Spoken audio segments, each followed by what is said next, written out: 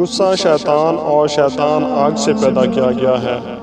آگ پانی سے بجھائی جاتی ہے، اور جب تم میں سے کوئی غصہ ہو تو اس کو وضو کر لینا چاہیے۔ بہت جلد قبول ہونے والی دعا یہ ہے کہ انسان کسی غیر موجود کے لیے غائبانہ دعا کرے۔ افضل جہاد حق بات حاکم کے منہ پہ کہنا ہے۔ جس شخص کو یہ پسند ہو کہ اس کی عمر دراز ہو اور اس کے رزق میں اضافہ ہو تو اسے چاہیے کہ اپنے والدین کے ساتھ نیک سلوک کرے اور ان پر صلح رحمی کرے۔ کسی شخص کے دل میں ایمان اور حسد اکٹھے نہیں رہ سکتے۔ ایماندار وہ ہے جس سے لوگ اپنے مال اور جان محفوظ سمجھے۔ ایسی نعمت کسی کو بھی نہیں ملی جو صبر سے بہتر اور بڑی ہو۔ 3 آدمی ایسے ہیں جنہیں اللہ تعالیٰ روز قیامت دیکھے گا بھی نہیں: والدین کا نافرمان، مستقل شراب پینے والا، احسان جتانے والا۔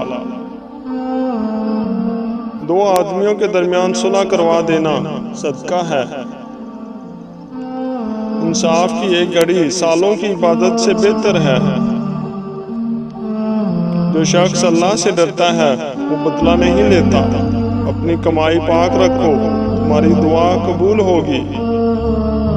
کھانے کا گرا ہوا ٹکڑا دسترخوان سے اٹھا کر کھانا اولاد میں خوبصورتی، رزق میں برکت اور تکبر ختم کرتا ہے۔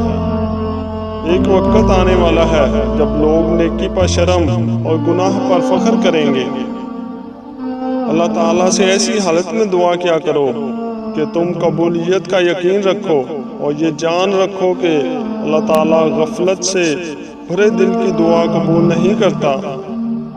قیامت کے دن میرے نزدیک ترین وہ لوگ ہوں گے جو سب سے بڑھ کر مجھ پر درود بھیجتے تھے۔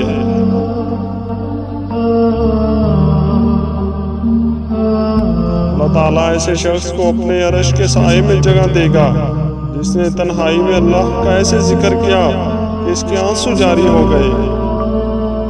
جو مومن لگاتار بیمار ہے اس کو بخش دیا جاتا ہے۔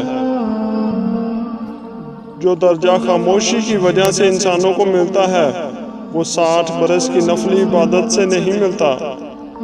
صرف 3 جگہ پر جھوٹ بولنا جائز اور حلال ہے۔